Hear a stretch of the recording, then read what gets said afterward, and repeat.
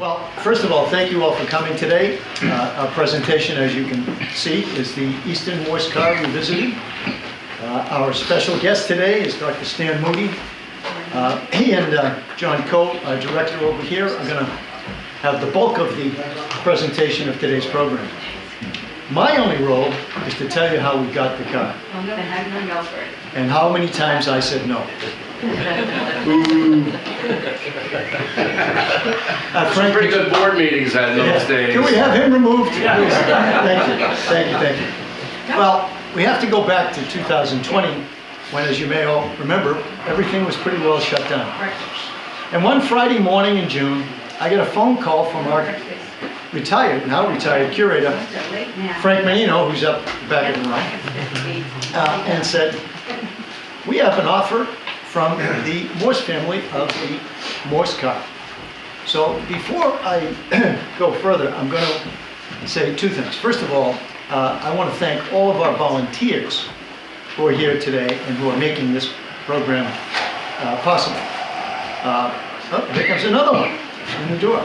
So, without further ado, I give you Ron Wood, who's only going to be here for a short time. He's kicking me out. Paul Berry. I'm looking for Joanne England, who's around here somewhere. There she is, down in the back. Her husband Ken. Ginny Murray, who's over here. Whose long-suffering husband John joined us. John's going to be a volunteer shortly too. He just retired. There you go. I got a commitment from him. Did we get it right? No. Okay, and then we have Ann Worcester-Drury, who's our staff writer, and who does a wonderful job. You've probably seen a notice from her, and remember this week, with regard to the Richardson presentation on April the 6th. And I also want to give a great deal of thanks to John, who is responsible for putting together today's program and all of the exhibits you see around you. So a lot of hard work went into that, and John was the team leader on that. We also have Steve Anderson down here in the back, who's responsible for printing up our programs today in case we run out. How about my blood brother over here? Paul. You didn't mention See, his name. if you had been paying attention, Did he mention your name? Yes. Oh, yeah, I couldn't hear. He couldn't hear me. Wake up, Ron. Wake up. I'm awake. and you know, I'm going out. I think you're leaving. Penalty box. There you go. So, without further ado, to go back to what I was saying about the acquisition of the car, which was an interesting project. So Frank calls me on a Friday morning in June 2020, everything is shut down. Frank says to me, I just got a call from Chip Morse, who says his dad, Howard, had passed away, and he always wanted us to have the Morse car, the 1899 Morse car prototype, which you can see in the next room. So I said, oh, that's great. And Frank said, well, it is great, but we have to pick it up in 3 days. Now, mind you, this is a Friday. 3 days later would have been a Monday. So I said, Frank, how are we going to transport it, insure it, store it, look at it? You know, with all due respect, I'm sorry, we're going to have to say no. So, unless he's willing to give us a little more time.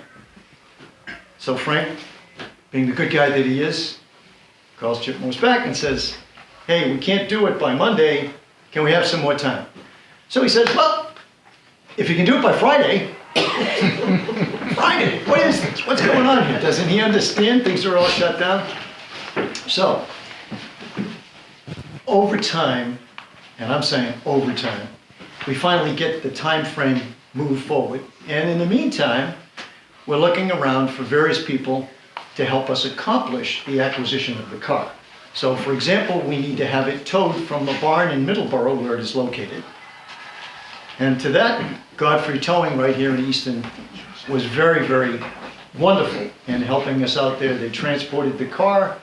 They allowed us to use their insurance for the transport of the car and to get it up here. In the meantime, Bob Sundell, who is the owner of Sundell's over here at the corner of Main Street, said, you know what? I've got some empty space. You can put the car there and you can leave it there for as long as you need. So right away, we've solved the problem of storage. Okay, how are we going to insure it when we get it up there? I contact Morse Insurance. Now, there's a number of Morses in this game, and they're not all related. But, so the folks at Morse Insurance said, sure, we can include it under your current policy, so we're solving all of these technical problems. So now I say to them, okay, we can go to the board and get a formal approval, because by this time, I've said yes, but I have absolutely no authority, so it doesn't really matter at that point. So we go to the board, and we talk to the board, and there's some, so how shall I say, skepticism on the board that we should take the car. But common sense, maybe, overrides, and we get the approval to get the car. And by the time we are through going through the directors, the next thing comes up when I ask this question of, well, who really owns the car? Is it the estate of Howard Morse? Or is it Morse Brothers Cranberries? Because for some reason, I thought, I'd heard somewhere that the company owned the car. And as happens many times in private companies, people don't make the distinction between what's owned by the company, what's owned personally, etc. So I contact the company, and I speak with the president, then president, who's a fellow by the name of Cap Willie, and Cap says, yep, the company owns the car. So that adds a little layer of, how shall we say, legal difficulty, which we got through.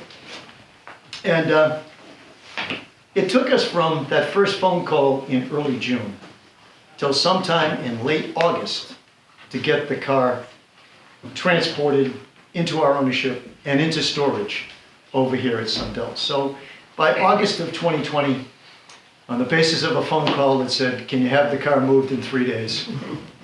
We had the car, and we owned it. In my opinion, I think it's one of the best things we've ever done, and I've been around here for longer than I care to mention. Longer than Woody would like me to be here. He wants me to go in there. And the car arrived totally intact except for one light. That light, everybody searched high and low, and luckily at one point in time or another, it was found. And so the car you see in there is pretty much intact. It was stored for 2 years at Sundell's. Thank you, Bobby, because he was very patient with us. And at the end of roughly 2 years, we rented one of those pods, put it right out here on the parking lot, and a crew set to work to figure out how we're going to get this car into the building, because that was another decision we had to make. Where are we going to put the car? We're going to put it in the building. So we carved a hole in the ceiling, brought in the dirigible, and dropped the car down into the building. Nah, I'm kidding, obviously. What happened was we had a crew. John was the captain of the crew. Steve Salisbury, who's the husband of one of our directors, is a Model T expert. And Steve devoted a great deal of his time and effort to helping with disassembling the car so that we could bring it into the building. That disassembling entailed marking parts. So you had a cataloging of all the parts, filming it. They were all set up on tables in the other room. And then, of course, we had to move the car inside. Now, the car is actually two parts. There's a chassis and there's a body. So that the body had to be removed from the chassis and they had to be moved in separately. And we needed to employ a mover to move in the chassis, so we wound up using Kilroy movers to do that because they specialize in this kind of thing. I might also stop and say that at that point in time, we had a donation from Bob Silva, former Easton resident, on behalf of the Silva family to help us cover all of the various expenses that we incurred to bring the car into the building. It was wonderful. It was a great help to us in doing that. So, here we are, sitting there with the car outside. It's in pieces. The movers come in, and one day we moved the chassis in. But here's the problem. The body is very much like a mattress. When you move a mattress, it's not all that heavy, but it moves and it's flexible. Well, the body is wood, and it has a lacquer paint coating on it. And if that body had been allowed to flex, that lacquer, well, we'd have had an alligator paint job as opposed to a smooth lacquer paint job. And you can see some of the cracks that have been there as a result of use of the lacquer. But here we are, we get the car through the door, excuse me, on the men's side, into where you see it now. And now the reassembly starts. All of a sudden, the car's all put together. And you know what the best part about all of that was? There are no parts left over. And that tells you why they didn't let me have a wrench or get anywhere near that car when they were disassembling it or putting it back together again. So there are only two Morse cars in existence that we are aware of, and we have the prototype here forever. The other folks who were involved, whoops. Let me just move this back. Well, I don't know about multi-talented, but I can move the table.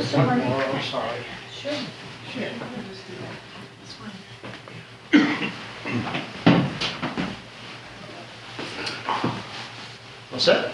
Yep. Great. So, we now have the car, as I said, we now have the car inside. It's been on exhibit for approximately 2 years now, and it's going to be here for ever.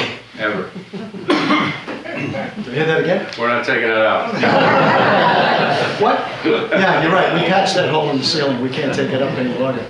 So, and the other, I'd like to also say thank you to a couple of other people who were involved in this process.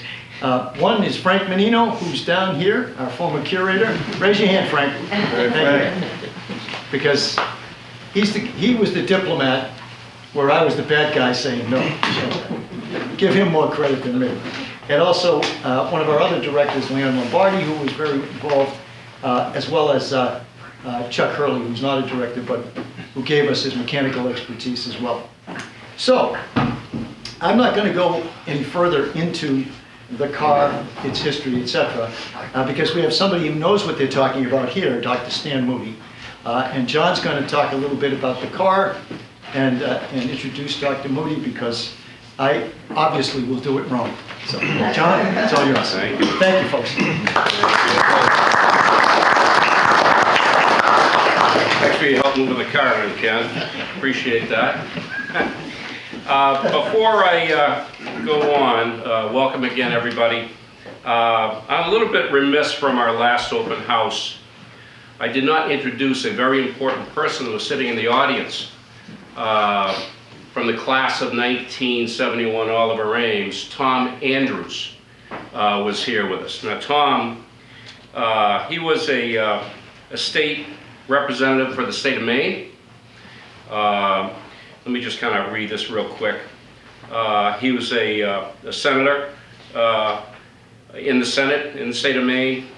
He ran for the U.S. House of Representatives, representing the 1st District. So he was a U.S. rep, state of Maine. Right now, he's got a really nice resume, what he's doing. And he is actually with the United Nations, and really, Steve, can you, what he's doing right now, is it defense of Myanmar? Yes. It is. That's what he's representing.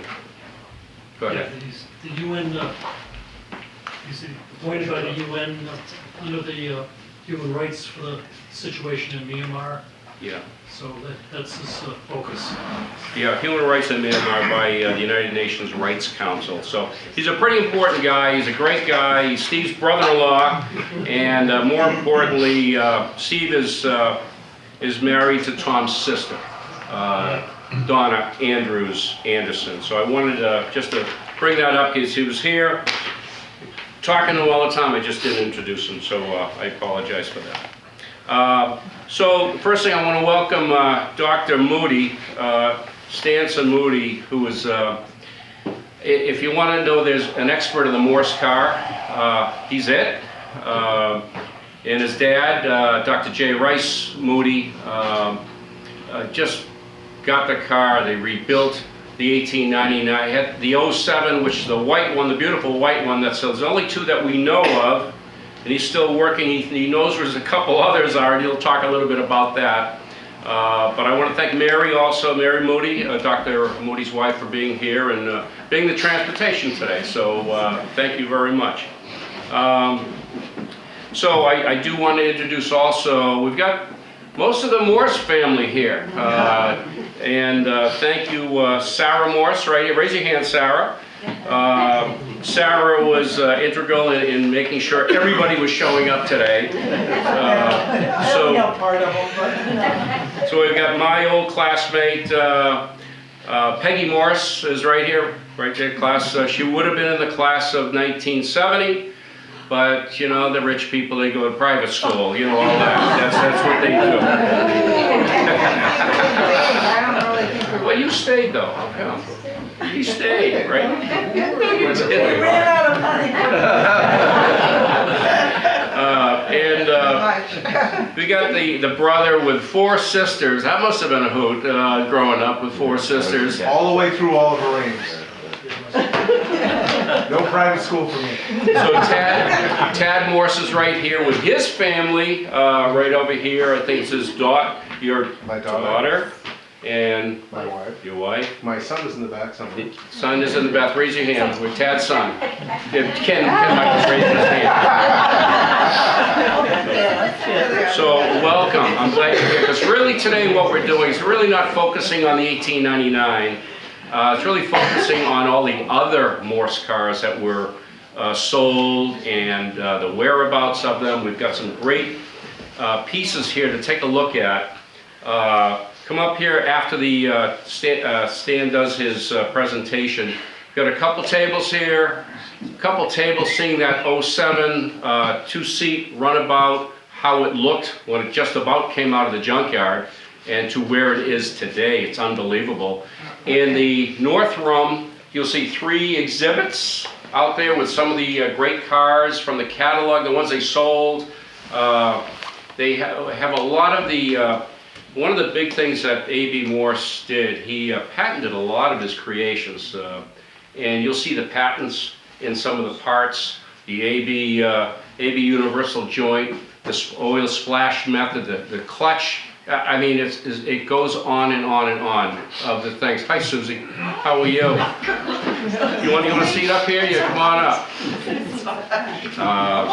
Another member of the Morse family, Susie McDonald, which I didn't realize Alfred Morse's sister is Eleanor. His sister. his sister. Come on, you want to go to the front? Move down there. Come on down. Come on, Ben. Come on, Ben, we got a seat for you. Come on down. Come on down. Ted, this is your son right here? Yeah. Good. Come on down. He's the last. We hold up everything for the Morses around here. I'll tell you. Very timely, John, the $50,000 donation that's been promised. That's right. All right. But welcome to the Morse family. Thank you for being here. I do get a lot of comments when we said it was donated by the Morse family in Easton. They go, oh wow, they're really awesome. I go, no, it's the other family. It's the Cranberry family. That's the awesome. So our exhibits would be images of the Morse cars. We've got some live ones with people that we still think they're out there. We've got some brochures from the 1910. The 1910 brochure was numbered. If you have one of those, open the front cover and see what number is. It's number something of 500.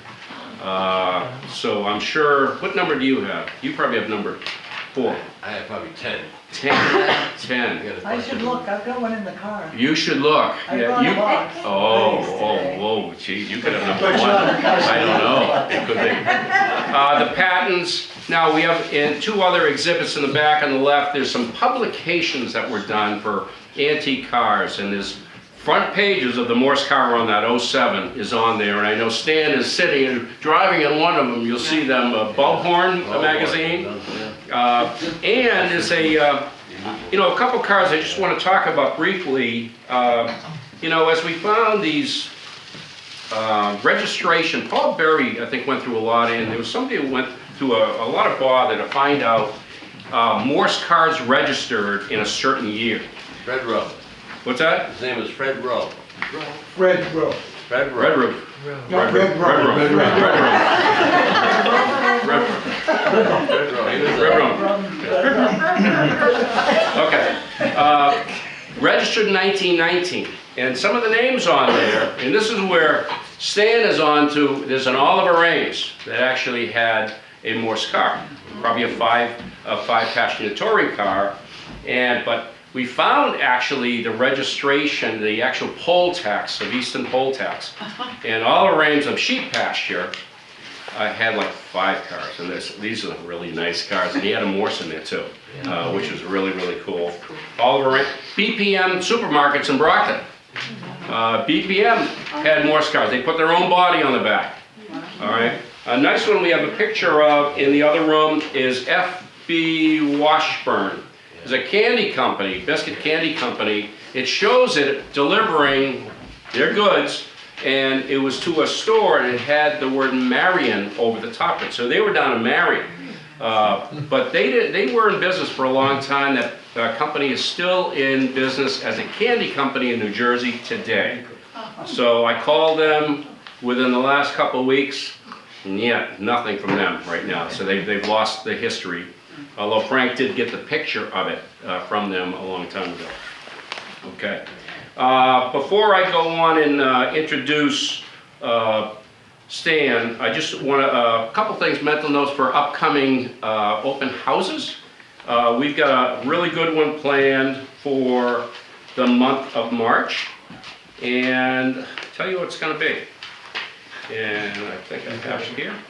And we're going to remember and attribute. Does everybody remember there was a music teacher at Oliver Ames in the 50s and 60s? She taught music for about 16 years at Oliver Ames. Mrs. Ruth Ashley. Everybody remember, if you raise your hand, a lot of people. So we're going to do a tribute to Mrs. Ashley, a wonderful lady, friend of the family's. She was a wonderful tennis player, a really good tennis player. Her husband, Lou Ashley, very good friends with Sam Jones of the Celtics. And they'd be over behind my house playing tennis a lot. And my brother Ricky gave Sam some tennis lessons, and I think Lou beat him after that, so I'm not sure how good the lessons were. But Lou Ashley was unbelievable. But Mrs. Ashley was the first black teacher, I think, at Oliver Ames. And she came in 1952, got married that year. Assistant coach, I think she was a little bit of field hockey, a little bit of softball, and but mostly it's her music. She was a singer, and it's just incredible. I remember it at the grammar school, coming down there and teaching music there. So we're going to do a little tribute to her on the 23rd of March. So we'll send notices out for that. You won't be here. But that should be really good. April, just really quickly in April, Ken, are you here? I'm right here. Talk about Sunday, April 6th. Talk about that real quick. Sunday, April 6th, we're going to have a symposium on H.H. Richardson and his works that will take place at Oaks Ames Memorial Hall from 2 to 4. There's a new book out about Richardson and his works, and it's based on information from Harvard's libraries.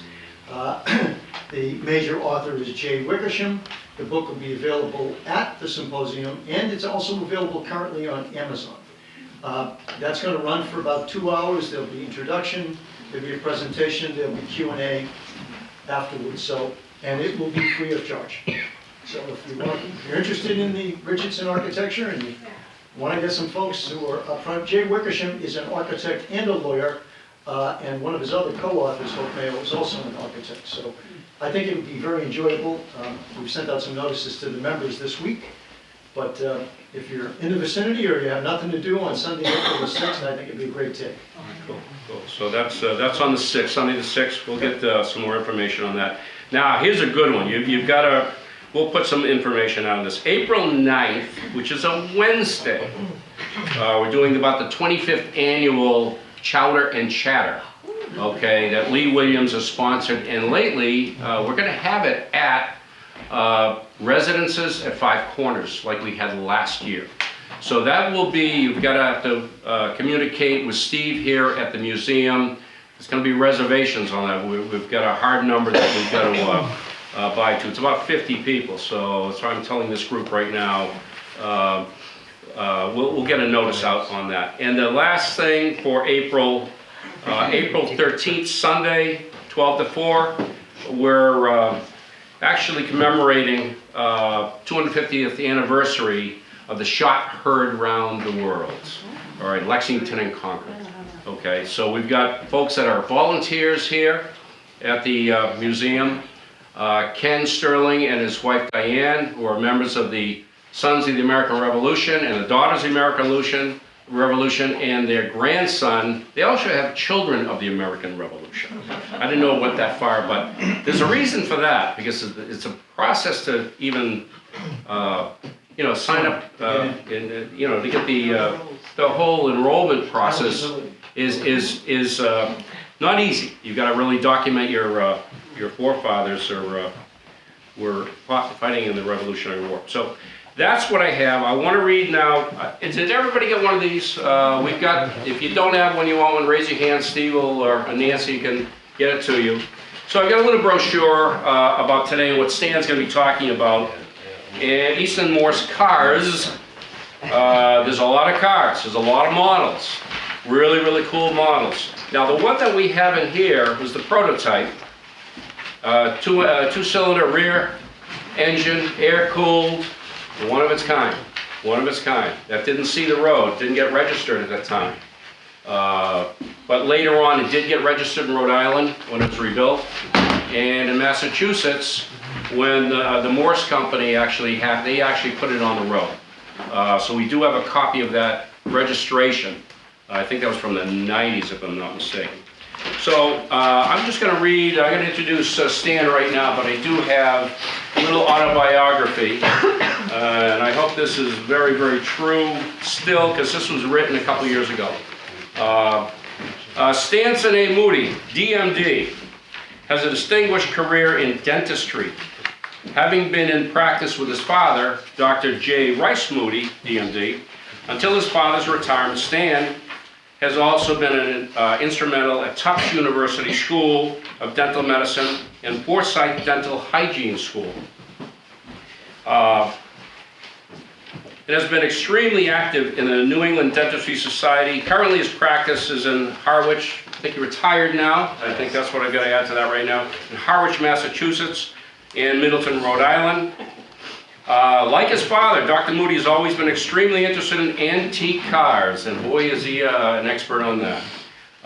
His father had started the Father's Day Auto Meet in the Viking chapter of the Veteran Motor Car Club of America in 1957, and Dr. Moody has continued this interest. He is the director of the YMCC, HCCA in New England.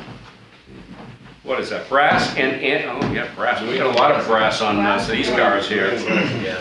New England Brass and Gas Antique Cars tours, and coordinates one-week tours, brass era cars only, from 1896 to 1914.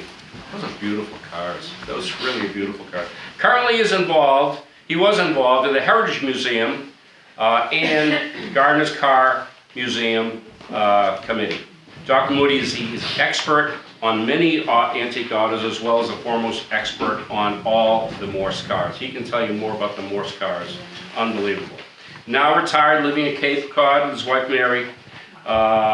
So after his talk, he will answer any of your questions you have on any of the Morse cars. So he'll be filtering it around. We've got some movies set up in the other room that you can see.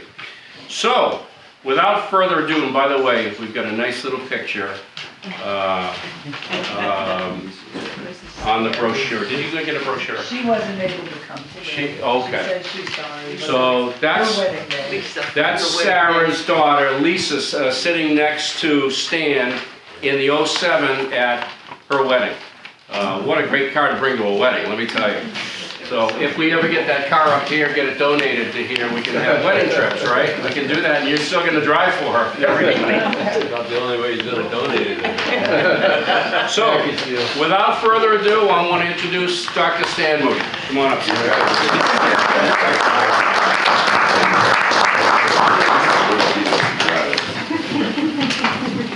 Well, thanks very much. I appreciate that. And a little stability for all of you. I'll make it. You know, the greatest thing out of this whole thing is that I got to meet the Morse family. And I gotta tell you, they're just two people. I've always had a good relationship in bringing the cars back and doing what I could ever do. And Lisa, we were doing it for a long time with that. Just all the things. I met them in different parts of the country too, which is the interesting part, because I used to run the New England Brass and Gas tours, and the 7 Morse went on every single one. And I would run into Maine. Beth was up there, I think, and I had no idea who she was. She came up and she said, "That's my family car." So I met Beth, and all the Morse family. Tad, I drove in his wedding, or my father drove in your wedding, I think, right? My dad drove it. No, you Did I drive it? No, you drove it in my way. In your wedding? These are, you're still married. No flat tires. Let's see. And I drove in your daughter's wedding, Right here. right here. And I drove in Lisa's wedding. Well, you sent me to it if Fred would let us have the car. And I Yeah. called Fred Hoke and I said, my daughter's getting married and I'm a Morse and Stan Moody. And he said, hold it right there. And I said, what? He goes, you're a Morse, your daughter's getting married and Moody's involved? And I said, yep. And he said, when are you coming for the car? Right. Fred's a wonderful guy, he's been a friend of mine for years, and he fortunately has the car, which is good. But, you know, he's gonna someday sell the car, you know. He's gonna have an auction. He's got 37 cars. And he has unbelievable cars, beautiful cars, all $1 million cars. The Morse is not in that category, you know. I don't know what it's gonna sell for, but it's gonna go to auction someday. He just wants to have an auction, and he's gonna give all the money to his son. But his son is not healthy. He's worse off than his father. So I don't know what's gonna happen in the future. But I've been talking with him a little bit about donating it possibly up here to the museum, with the reason that you could use it for to help run this museum by offering it to go to weddings and be in a wedding. They get $500, $600 per wedding. Or more. More. More, let's just leave it at more. So a lot more. We have it's gonna be a lot more. So it's a good possibility that could happen. I mean, I'm gonna be talking with Fred all the time, and we'll see what he wants to do. Work him over. Yeah, I'll work him over a little bit, yes. But he's a great guy, and he was always loaned it to me for a Morse wedding, or whatever's going on. One other quick story, I think it was, he brought it up about the Morse. Let me just remember now. Elsie Janis owned a Morse car, and she had it all beautifully done. It was the last Morse car built, 1916, and it changed hands about December of 16. She got the car, and she had a specific thing done to that car that nobody else did. She wanted a toilet seat put in the back of the car, underneath the seat, so she would have the comfort with her mother when she toured. And she was an actress, so they drove to many different places, and she always wanted comfort. So they put that in the car. And you would think that car would have been saved somewhere. But you know, Ripley's done it, believe it or who knows? I've never been able to track down where the car ended up. I thought Jay Leno might have had it, you know know something about it. He's in Newport now. He bought a home in Newport. So my son is in touch with him. So we're gonna find out a little more if he knows anything about that car. Because he would know, if anybody's gonna know. But there's no other Morse cars that have turned up. It's hard to believe that no one has one somewhere. One of the nice cars that was a 7-passenger touring car that was owned by Mr. Sumner. Now, Mr. Sumner bought a Morse car, a 7-passenger. He had the body built, he wanted it, he designed the body and put it on the car. It ended up being a 8-passenger car. So it sold as a 7-passenger, and you could put 5 people across the back seat, and you had 2 jump seats. So he just started adding it up, it's an 8-passenger. It's the only 8-passenger car I ever heard of. But Newman said it was the biggest car he ever saw as a kid. He was just a kid when that all happened. And by the way, Norwood was a wonderful person to be to my dad, and they just had a wonderful relationship. And it continued on with me and the Morse family. It's really been great. So that 7 Morse is probably something gonna happen over the next. Fred's pretty healthy. You know, he's still running the business down there. He had to close down for a while because of the COVID and all that. But he's back up running again, and he's amazing. He's older than me. He's 87 or 8, something like that. So we'll see what happens. Anyway, some of the cars that locally that I think you'd be interested in would be the relationship between the Morse family and the shovel company, Ames. The bakers who are own the baking company in Brockton. They own the Morse car. Ames family bought a Morse car. And these are the first 5 cars. So George Morse had the blue touring car. That was the second touring car built in 1909. In 1908, the 5-passenger touring car that Mr. Morse owned was a red touring car, and they called it the red touring car. So those 2 cars were both in the Morse family. They're touring cars. And of course the Roadster was the first one. So Alfred had, he had both the 2 Morse cars, it's the 7 Roadster, and the first touring car, which was in 1908. In 1909, the second touring car was built, and George Morse took that car over. And he was in the company with his brother, Alfred's brother. Then the 3rd car, we think, went to the Ames family. The 4th one went to the Washburn family. They had the Brockton cookie. You remember that company? So a lot of local people bought Morse cars that had businesses here. Also, the glass company, eyeglasses. What's the name of that? American Optical. American Optical. They bought the majority. They bought 2 chassis, and they had 2 trucks. They made them into trucks.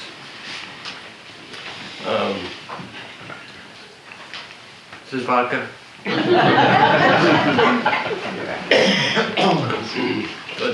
Stan, tell us about Dr. Hallett and Brockton. Oh, yeah. Well, my father, we were talking with Newman, and in the conversation, Newman said, there were a couple of cars that went to doctors in Brockton.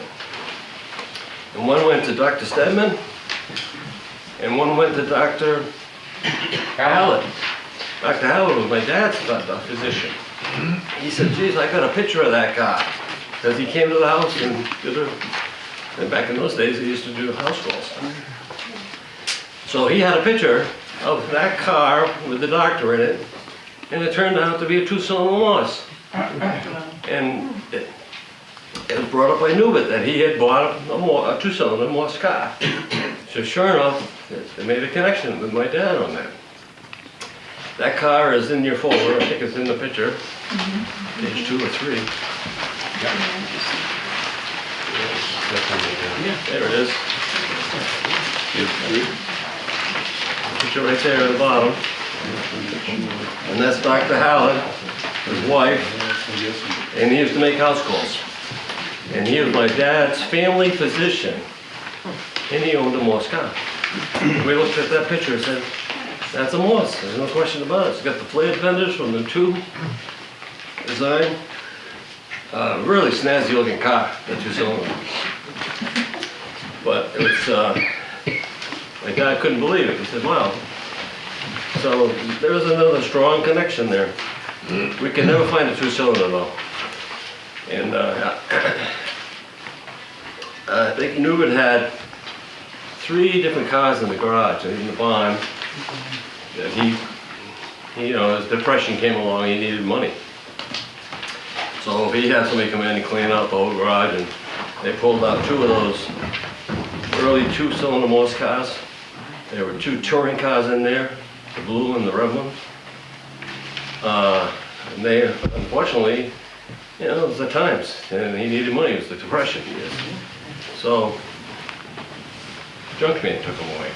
Plus, parts for another, probably 60 cars anyway, that were in the building, that he had done, made up all the parts to build 60 more cars. Never happened. So they cleaned out the whole thing. The Junkman took everything, all those beautiful castings and aluminum crank cases and everything. It's just unbelievable. But that's what happened back in those days, you know, with the Depression.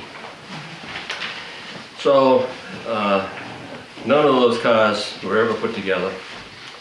And the ones that were, you don't know what happened to a lot of them. But Elsie Janice's car is one of those cars that could be out there still. It's absolutely possible. But I'm going to put Jay Leno on it. Anybody's going to find it, he will. So, What about the Indianapolis 500? what's that? The Indianapolis 500, when they... Oh, yeah. It's an interesting thing, but I knew it brought this up, that the great race car driver, Ralph De Palma, he bought a race car. It was a Morse chassis, and he made it into a race car for the 1914 race. So he had the car down there for the trials, and Alfred, let's see, not Alfred, it was Norwood, as a kid, went down to see this race, and it was a Morse car. So Ralph De Palma said, well, it's a Morse car, why don't you drive it in this trial? He's a 15-year-old kid, 16 years old. What year is this? This year, 15, so he would have been... 1915? Yeah, would have been about... 1914. 1914. 1914. Yeah, He was born in 1894, so. Yeah, that's right. Yeah. So that was a Morse chassis with had the 4-speed. So the 4-speed transmission in the Morse car would do about 90 miles an hour. And that was a overdrive transmission. And he did 80 that day in the trial with the car. And Ralph De Palma let him drive the car. It's just a wild story. And then when his father found out what happened, he was so upset with his son that he didn't tell him he was going to do that. He went down and yanked Norwood out of there as fast as he could. And he penalized him. He couldn't drive a car for 2 years. Oh, wow. Stiff. He was just 16 maybe then? Yeah, 2 years. Couldn't drive a car. Then, true story though, but it came down through the family. And Norwood was the only one that... Yeah, you're right.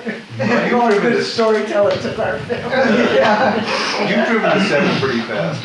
Yeah. You've driven the 7 pretty fast. I know you have. 7 didn't have 4-speed. I know, but you've driven that pretty fast. I drove at 70. We drove it over the Secundit River We did. Bridge. We drove And it pretty quick, It was faster. going pretty fast. And I said to him, I remember telling you, These wheels are 1907, they definitely scares the death out of me. So, backed off on the speed. We know it'll do pretty fast, so. But it was fun. Fast. Yeah, it was fast. So, anyway, I'm gonna open it up to questions because there's, Stan, how about that gentleman in Norwood that he sold his estate with the Morse car? You contacted him, you put an ad in the paper? oh yeah, Tell about that. yeah, let's see, that's, what was Is it? it Monson? Is it, guy No, Monson? it'll come to me. We have a picture of that on the other Yeah, side. Fuller, Fuller? Yes, yes, yes. Fuller, Mr. Fuller. Yeah. And he had a 1912 Morse. And everybody had a chauffeur back then. And his chauffeur's driving the car, actually, the picture you have. Yeah. And that car, he tried everything, what happened to it. But went up in a car, they had a yard sale, I think. And he said, that's what happened, it sold at a yard sale. So nobody knew where it went, you know, it just didn't turn up anything. He put an ad in the paper, he had a picture of it and everything. He nobody ever. We have the ad over in the other side, the ad and the picture of the gentleman in the the chauffeur of the gentleman. Chauffeur was in the car. Sold the sale and you're looking for, he puts an ad in the paper, anybody have this, anybody? It's like whereabouts, where is this Morse car? Please contact me. Yeah, no one ever did. Yeah. No. Whenabouts was the yard sale? Go on there. I think he lived in Norwood. Was So it? when though? Oh, this is, when was that? When was that? Well, he had a place in Maine. No, when did he put the ad in the paper? Oh, it had to be, Frank. He's gone. He's gone? Frank, actually talked to him, Yeah. and he had It may be on that ad we have. Might be. It's in the showcase in the it's other. gotta be 15, 20 years ago, I think. The recent. I would think that would still be around. Yeah. You think it would have But I'll been tell you one thing something on the local? Morse car. When you looked at the I was involved with the restoration of the car, and I mean, we went through the whole car. And you looked at the engine and the way the crank was built, they got blocks of crump steel. This is crump German steel. And the war came along, and that's why the company closed up, because they couldn't get the steel anymore from Germany. It was all crump steel, beautiful steel. And they taught Mr. Morse how to heat treat it. So everything was heat treated. The cranks, the cams, the gears, anything that moved in the car, shaft-wise, was all German steel, crump steel. And they couldn't get it any longer when the war started. But it was heat treated and it held up, and it just would hold up. Ford got heat treated steel through England, and that was chrome nickel steel. So Ford had a way of getting it through England. But they taught Mr. Morse how to heat treat in oil all of his mill. And so it was really a good product. Nothing ever broke mechanically on those cars. It just didn't happen. It was well built. And you look at a crank on a Morse, and you look at a Rolls Royce, you look at a Mercedes, the cranks are identical as far as the way they machined them.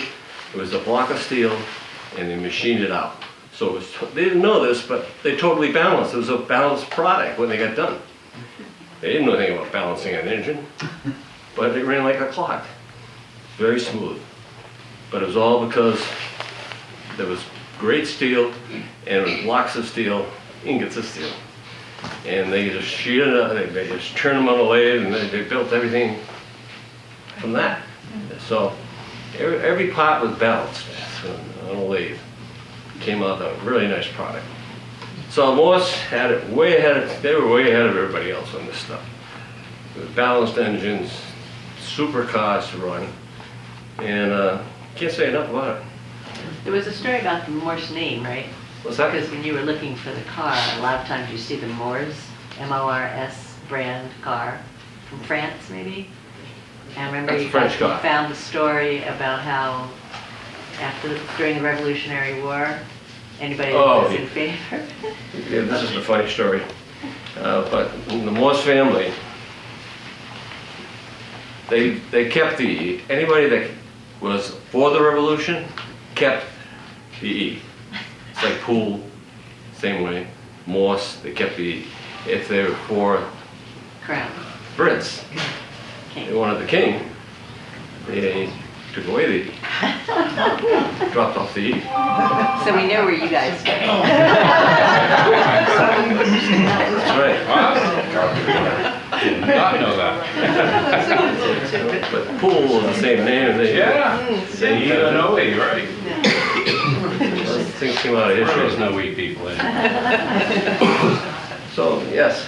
I'm just curious, I know your expertise lies with the cars, but I was wondering if you could touch on, just superficially at least, on the company. You know, when was it founded? Who founded it? What, I don't think they started out making cars. What did they make? Just a little bit of that, or? Well, That's in your notes, Dan. they originally were in the thread business. And they made thread. Oh, okay.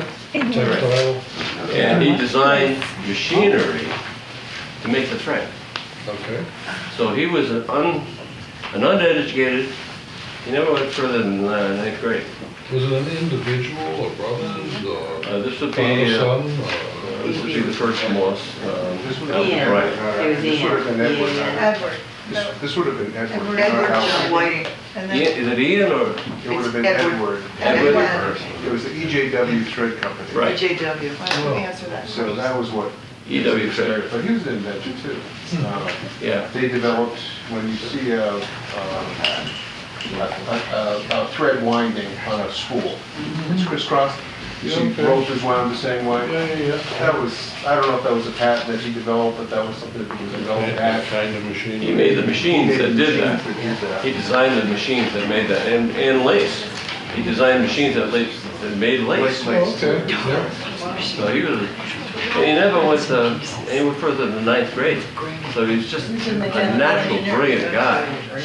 And he was a very smart guy. Did well. But there were a lot of them. The original thread mill was in Southeastern, right? Yeah. And after. There were three brothers that came over It was on at the water. same time, right? There were three brothers. So from what John- I understand is one went off to. John went to Maine and worked for them.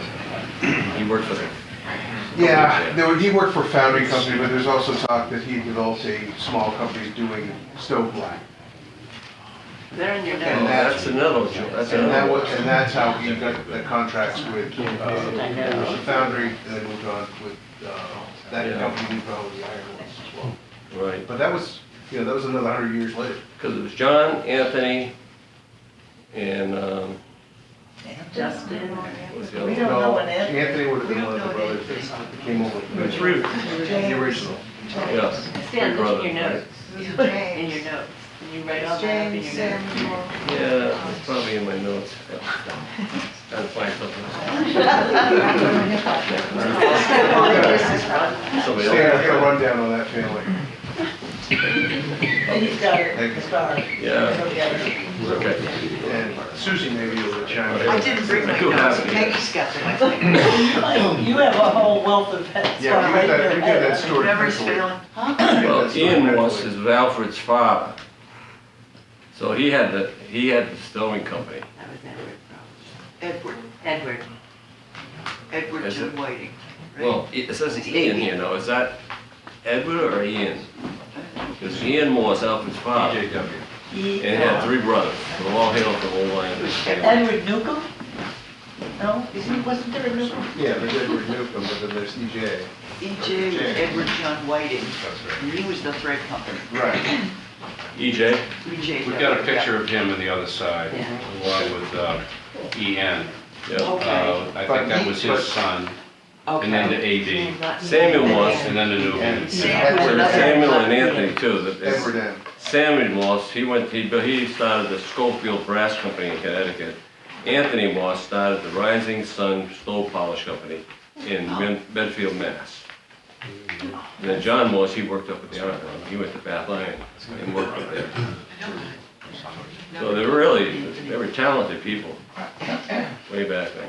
Well, AB was a real you know, he just dabbled in Yeah, he just, loved any he just, mechanical thing. he's just naturally had a mechanical ability. Yeah. Well, he designed a stocking machine for Gillette, did he not? No. Where does that come in? So after they shut the car company down, what is formerly the Crowfoot Gear Building on Central Street? Yep. That set fell for, I don't know, 10 years, nothing. That was supposed to be the production facility for the Morse car. Yeah. But the car company shut down, and that building set fell, and like, you know, the depression and tough times, and Oh, yeah. Grampy didn't know what to do with himself. So he moved into that building, and he started building stropping machines for Gillette. Newbie? Yeah. Oh, excuse me. So he started building, you know, it was like, I'm not making anything, I'm gonna get a contract with Gillette and I'll build these machines for them, to sharpen razor blades. So he did that, and then that's when Charlie Crowfoot stepped in and was disgruntled with Boston Gear, and he had the name of the gear industry, so that's where they started. Charles E. Crowfoot Gear. They started the Charles E. Crowfoot Gear Corporation. Yep. But Morse was really into the cars. He was. Yeah. All kinds of stuff. Yeah. Everything with him. Yeah, it really was. And he did a lot of things, a lot of good things. It was interesting about the oil thing where you said that they allowed the planes to do the What? maneuvers, remember the planes? Splash oil system. Oh, yeah, that was an interesting thing. He had to go to court on that one. Because they used his oil system in the Liberty engines, where they built the engines for the World War I fighter planes. They're just biplanes, but they in order to fly upside down and whatnot in battle, they had to have an oil system that would retain the oil in the engine and not overheat. And it was the Morse oil system that had an oil pump, and it pumped out oil 4 times faster than it went in. So it got rid of the oil as quick as possible out of the engine so it could fly upside down. And it was a pretty unique thing. And he had a patent on that. So, as Norwood said, he made more money on his patent than he did anything else. Oh, I'm sure. He had a lot of patents. Yeah. So the AB joint is named for, He made that. He that's his developed name, right? Yeah. And they put AB that joint on the And patent. the U joint. The U joint, and they used it in the World War I submarines. Every time they turned an angle, everything was mechanical in a sub back then.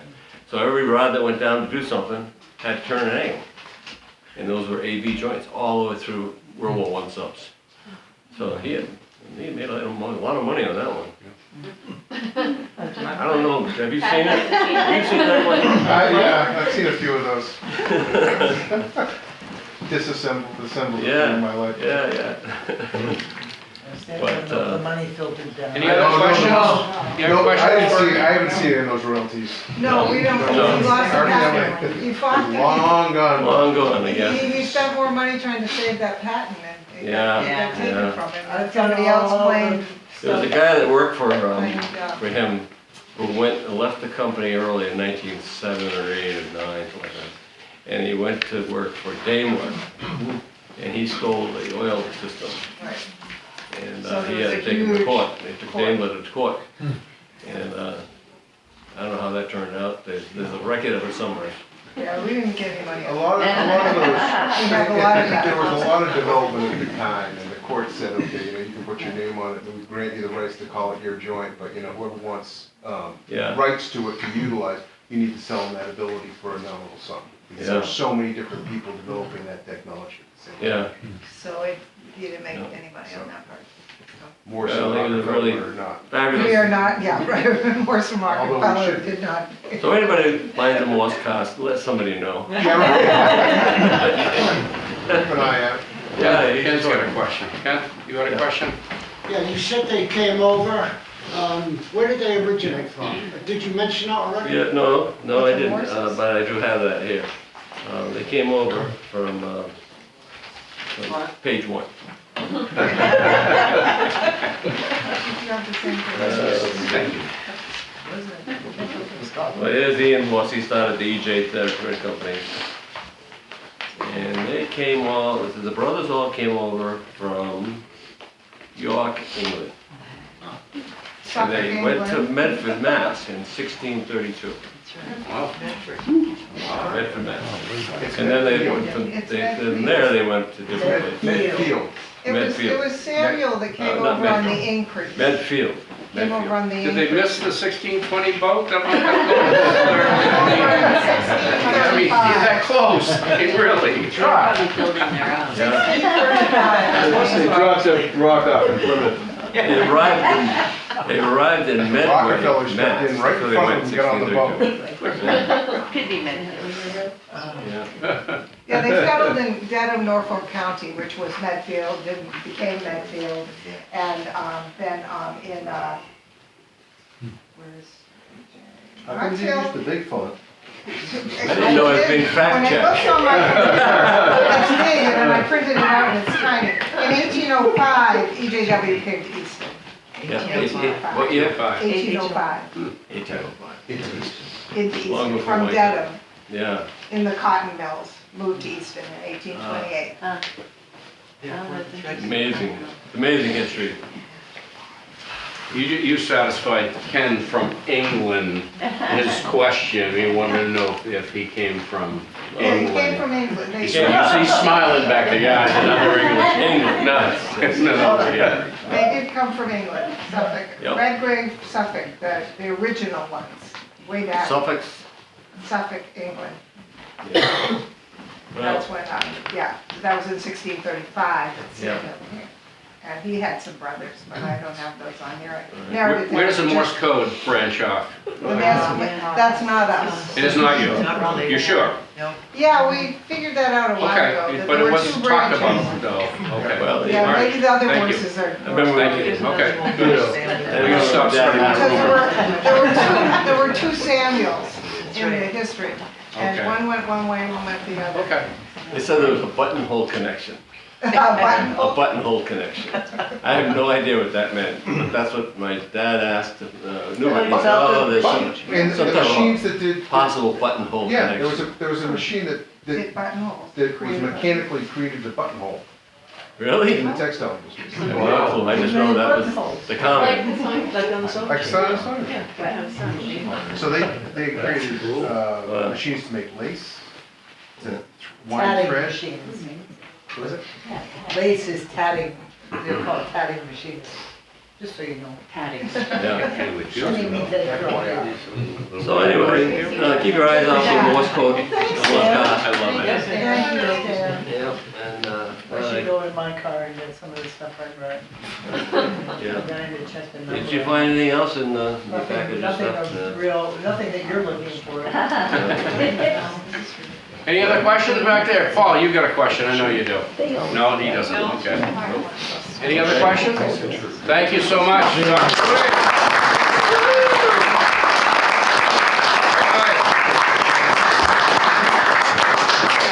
So we've got refreshments back there, so please indulge and check out the exhibits. Everything we've been talking about and more are in there. We got a lot of family pictures back there too. Take a look at. And some good information up here. And by the way, I don't know if I touched on it, but apparently EN owned a lot of land in Brockton. Did you know he owned all the land of Thorny Lee Golf Club? Yeah, that whole stretch, Thorny Lee. This is all thanks to Paul Berry. He pulled this up. And in Brockton, I wish the Brockton group was here today. There is a Morse Ave. It's on the other side of West Street. Doris Ave. There is Winifred Road. There is Newbert Street.